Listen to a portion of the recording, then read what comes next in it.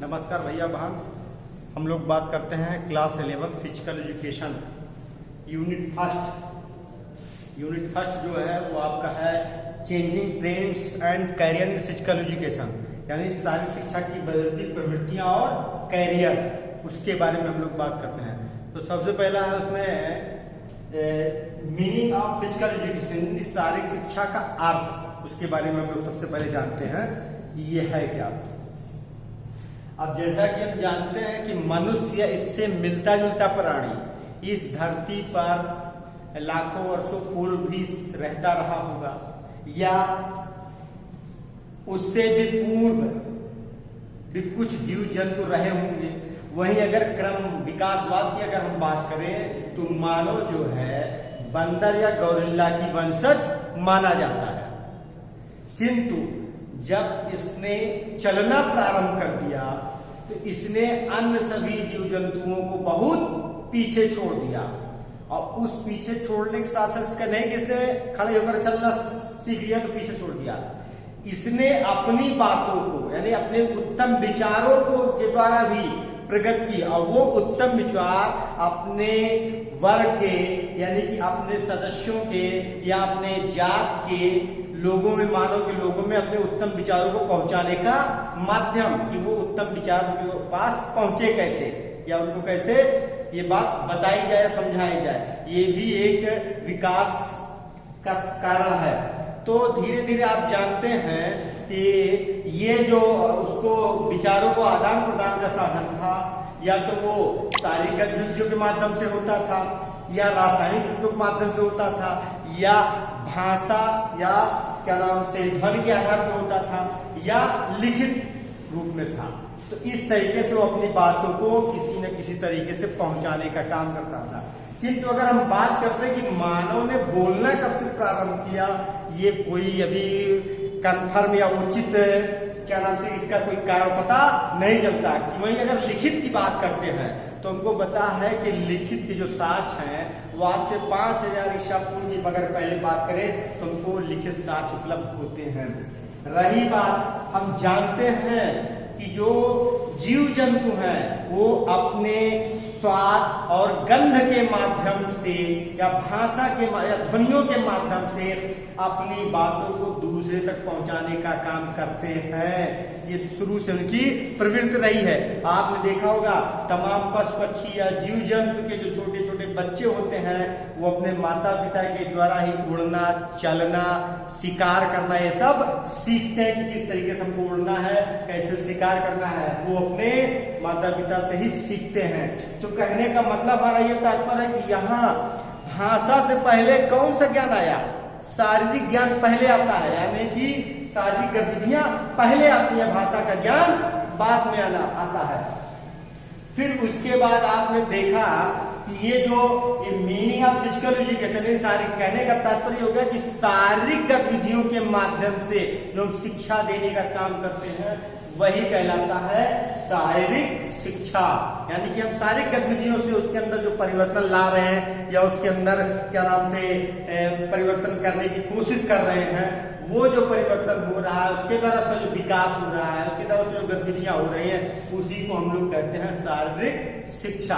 अब क्या है कि लोगों ने शारीरिक शिक्षा के क्षेत्रों में तो ये था लक्ष्य। अब हम उसकी थोड़ा सा परिभाषा के बारे में जानते हैं।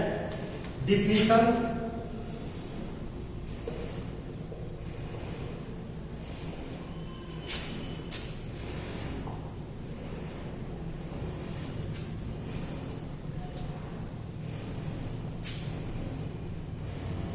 डिफिनीशन ऑफ फिजिकल एजुकेशन यानी शारीरिक शिक्षा की परिभाषा।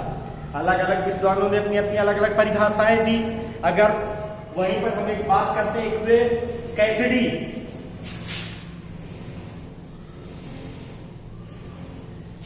ने कहा कि जो है शारीरिक शिक्षा जो है शारीरिक क्रियाओं पर केंद्रित अनुभवों द्वारा जो परिवर्तन मानव में आते हैं वो शारीरिक शिक्षा कहलाते हैं। शारीरिक क्रियाओं पर केंद्रित अनुभवों द्वारा जो परिवर्तन मानव में आते हैं वो शारीरिक शिक्षा कहलाते हैं। ये कहा कैसिडी ने। एक वे ओवरट्यूफर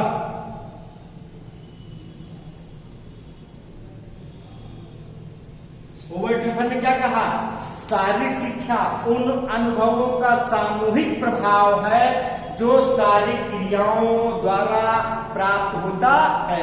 यानी कि ओवर डिफर जो हुए उनका कहना था शारीरिक शिक्षा उन अनुभवों का सामूहिक प्रभाव है जो शारीरिक क्रियाओं द्वारा प्राप्त होता है।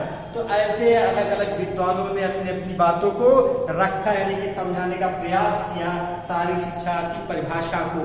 तो ये हो गया परिभाषा। अब हम इसके जानते हैं उद्देश्य के बारे में, सॉरी लक्ष्य के बारे में। इसका लक्ष्य क्या है?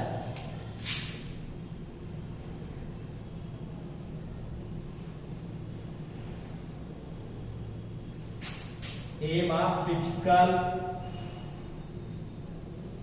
एजुकेशन, यानी शारीरिक शिक्षा का लक्ष्य क्या है? देखिए, शिक्षा और शारीरिक शिक्षा दोनों एक ही किसी, यानी जो शारीरिक शिक्षा शिक्षा का ही अंग है। और शिक्षा का उद्देश्य क्या होता है, शिक्षा का लक्ष्य क्या होता है? व्यक्ति के अंदर अनेक प्रकार के गुणों का विकास करना, जैसे मूल आधारित क्रिया, वास्तविक उसको शिक्षा देना, व्यवसाय पर शिक्षा देना, चारित्रिक निर्माण करना, उसका एक अच्छा नागरिक बनाना, ये शिक्षा के उद्देश्य होते हैं, शिक्षा के लक्ष्य होते हैं। तो ठीक उसी तरीके से हमारा शारीरिक शिक्षा का भी लक्ष्य होता है कि उसको एक अच्छा नागरिक बनाया जाए। कहने का तात्पर्य हो गया कि शिक्षा के द्वारा उसका जो लक्ष्य है, उसका मेन उद्देश्य यानी ये होता है कि उस व्यक्ति को एक अच्छा नागरिक बना देना। और जब एक अच्छा नागरिक बना देगा तो समाज में भी एक अपना अच्छा स्थान रख सकता है या समाज में एक अच्छा सम्मान पा सकता है। ठीक उसी तरीके शारीरिक शिक्षा का भी लक्ष्य वही होता है कि व्यक्ति को एक अच्छा नागरिक बना देना, जिससे वो अपनी सारी गतिविधियों या आवश्यकताओं की पूर्ति कर सके और समाज में एक अपना अच्छा स्थान बना सके। तो शारीरिक शिक्षा का लक्ष्य भी वही है जो शिक्षा का लक्ष्य होता है। और अगर दूसरी तरीके से हम बात करें तो आपने देखा शिक्षा का उद्देश्य होता है बौद्धिक, किंतु शारीरिक शिक्षा का उद्देश्य अगर देखा जाए क्या होता है तो सर्वांगीण विकास करना होता है, शारीरिक, मानसिक, बौद्धिक, आध्यात्मिक, नैतिक सभी का। तो ये थे उसके क्या नाम से एम। अब अगर हम परिभाषा को लेकर बात करते हैं तो उस परिभाषा से तीन चीजें उपयुक्त निकल कर आती है। नंबर एक, शारीरिक शिक्षा शिक्षा का ही अंग है। दूसरा, शारीरिक शिक्षा सामान्य शिक्षा से यह आशय है कि जो शारीरिक गतिविधियों या उनसे होने वाले प्रभावों से संबंध रखती है। और शारीरिक शिक्षा शारीरिक विकास न करके शारीरिक, मानसिक, बौद्धिक और आध्यात्मिक सभी विकास करती है। तो ये था पूरा एम ऑफ फिजिकल एजुकेशन यानी शारीरिक शिक्षा का लक्ष्य। अब हम बात करते हैं उद्देश्य के बारे में।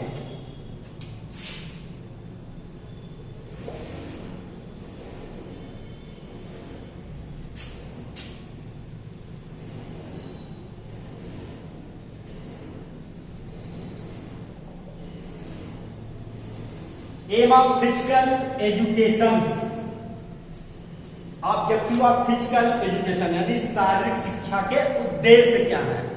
देखिए, उद्देश्यों को प्राप्त करने के लिए हमको छोटे छोटे कार्यों को सहारा लेना पड़ता है। उन छोटे छोटे कार्यों को अगर हम करते हैं तो उस उद्देश्य की तरफ अग्रसर होते हैं। और अगर हमारा उद्देश्य सही हो जाता है तो हम लक्ष्य को पा लेते हैं। उस लक्ष्य को पाने के लिए हमको शक्ति और मांसपेशियों का तालमेल ठीक रखना होगा। हमारे अंदर जो पावर है, हमारे अंदर जो मसल्स है, उनका जो है कॉम्बिनेशन ठीक तरीके से होना चाहिए। पावर और शक्ति, मांसपेशियों का मस्कुलर सिस्टम का क्या होगा, ठीक तरीके तालमेल बना रहे। तो हम छोटे छोटे कार्यों को सहारा लेकर के लक्ष्य को क्या नाम से उद्देश्यों की पूर्ति करते हैं। और जब हमारे उद्देश्यों की पूर्ति होती है तो लक्ष्य की प्राप्ति हमको प्राप्ति हो जाती है। तो उद्देश्य से ही हम लक्ष्य को प्राप्त कर सकते हैं। हमको पहले कोई एक उद्देश्य लेना होगा, तब हम उस उद्देश्य पर चलकर छोटे छोटे कार्यों से हम लक्ष्य को पा सकते हैं। तो ये था उद्देश्य। और इस उद्देश्य के अंतर्गत अनेक चीजों का विकास करना होता है मानव के अंदर। जैसे नंबर एक,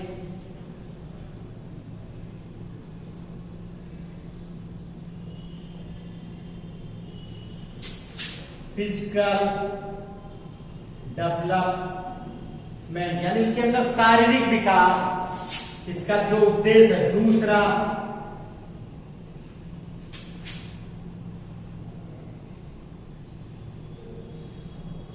सोशल डेवलपमेंट यानी सामाजिक विकास। तीसरा,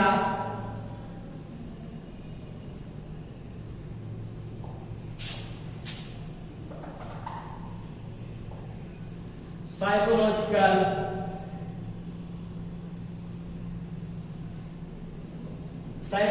डेवलपमेंट यानी मनोवैज्ञानिक विकास। चौथा जो है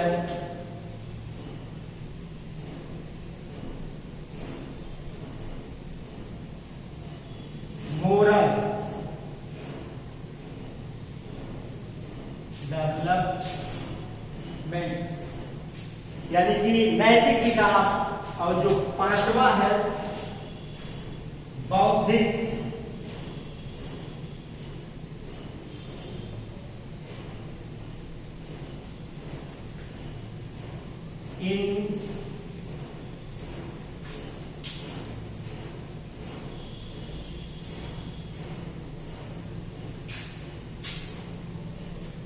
इंटेलेक्चुअल डेवलपमेंट यानी कि बौद्धिक विकास। तो शारीरिक शिक्षा का जो उद्देश्य है वो शारीरिक विकास, सामाजिक विकास, मनोवैज्ञानिक विकास, नैतिक विकास और बौद्धिक विकास यानी इन सभी का विकास करना होता है, जिससे जब शारीरिक ये सब हमारे अंदर जो विकास होंगे तो हमने क्या कहा, जब हमारा उद्देश्य की पूर्ति हो जाएगी तो हम लक्ष्य को पा सकते हैं। ये था शारीरिक शिक्षा के उद्देश्य। अब जो अगला टॉपिक है वो आपको अगले वीडियो में बताया जाएगा। धन्यवाद।